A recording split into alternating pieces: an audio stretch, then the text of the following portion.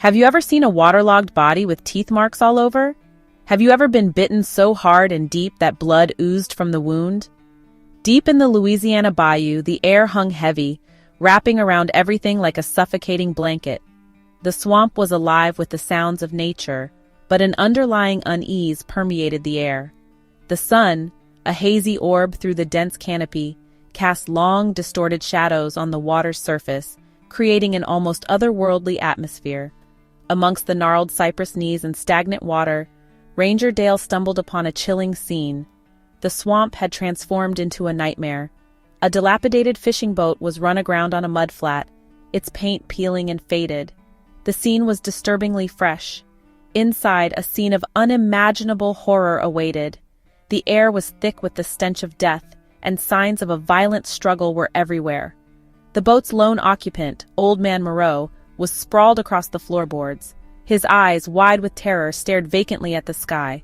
Moreau's body was mangled, torn in ways that made Dale's stomach churn.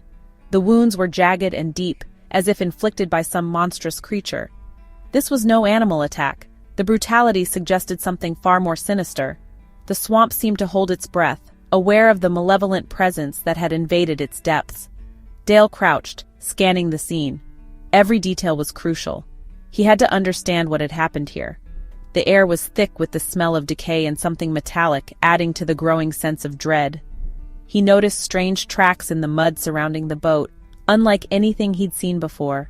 The prints were large and deep, suggesting a creature of considerable size and weight. They were too large for a gator, too deep for a wild boar. The tracks seemed almost otherworldly. A cold dread crept up his spine. He recognized these signs from an investigation years ago. He'd hoped to never see them again. The memories of that time had haunted his dreams.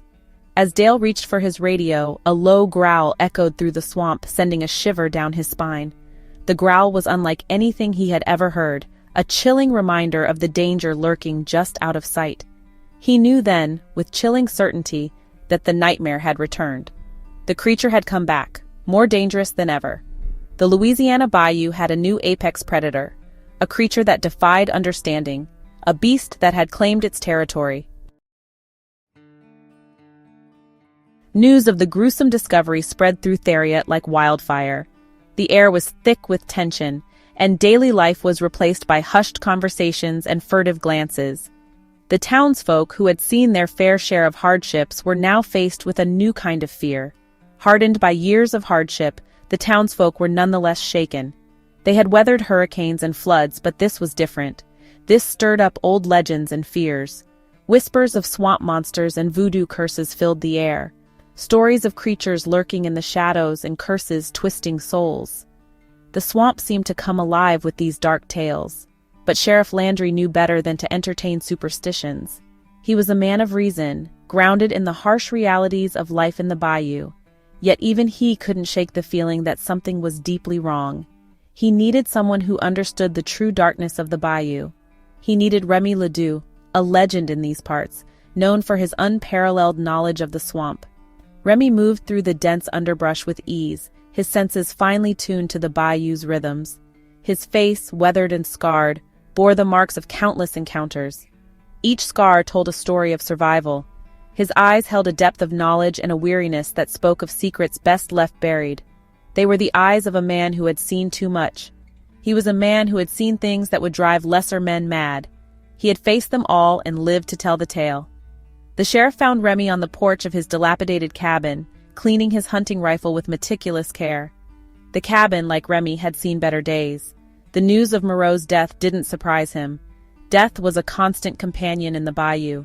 He listened to the sheriff's account, his gaze distant, already piecing together the clues. "It's back," Remy stated, his voice barely above a whisper. "The rot, it's back." His words hung in the air, a chilling reminder of the darkness waiting to consume them all. 10 years ago, Remy faced the same evil now stalking the bayou. It began with whispers of strange creatures in the swamps. Then came the disappearances, hunters and fishermen vanishing without a trace. Remy, a seasoned trapper, was hired to investigate. What he found would forever haunt his dreams. He discovered a deserted fishing village, eerily silent. The air was thick with decay and phosphorescent moss glowed ominously. As he ventured deeper, he encountered the figures haunting the swamp. They were once human, but now something else. Their flesh was putrid, their eyes glowing with unnatural hunger. They moved with a jerky, unnatural gait, their moans echoing. These were not mindless creatures, but something far more dangerous, far more cunning, far more terrifying. Remy barely escaped, their rotting faces and hunger seared into his memory. He knew the swamp held an ancient darkness, and now that darkness had returned, more powerful than ever. The bayou held its breath, the mist shrouding the landscape in an eerie glow. The silence was broken only by the drone of insects, creating a symphony of unease. Occasionally a water snake splashed, cutting through the murky water. Remy, alert, guided his pirogue through the waterways, each stroke deliberate. He knew these waters well, having spent years navigating this terrain. But today, the bayou felt different, charged with a palpable sense of dread. The cypress trees, draped in Spanish moss, seemed to press in on them, watching. The gnarled branches twisted, creating grotesque shapes in the dim light. The air was alive with the hum of cicadas, their chorus both familiar and unsettling. The croaking of bullfrogs added to the cacophony, their calls echoing through the swamp. Beneath these sounds, Remy detected a low, guttural moaning from the depths of the swamp. The moaning grew louder as he paddled deeper, calling out to him. He paddled silently, each stroke smooth and controlled. He knew the creatures were out there, watching, waiting. He felt their eyes on him, their gaze a tangible force. The water was disturbed by ripples, each one sending a wave of unease through him. Each ripple was a reminder of the hidden dangers beneath the surface. As the sun set, the swamp took on a more sinister appearance. Remy knew he had to find a place to make camp before darkness fell. He couldn't risk being caught in the open after dark with these creatures on the prowl. He steered towards a small island, a patch of dry ground in the heart of the swamp. As he reached the island, he prayed for protection from the horrors lurking beneath the surface. Gap 3S. 2 weeks had passed since Remy's disappearance into the enigmatic depths of the bayou. The community had been on edge, whispers of his fate reaching fever pitch.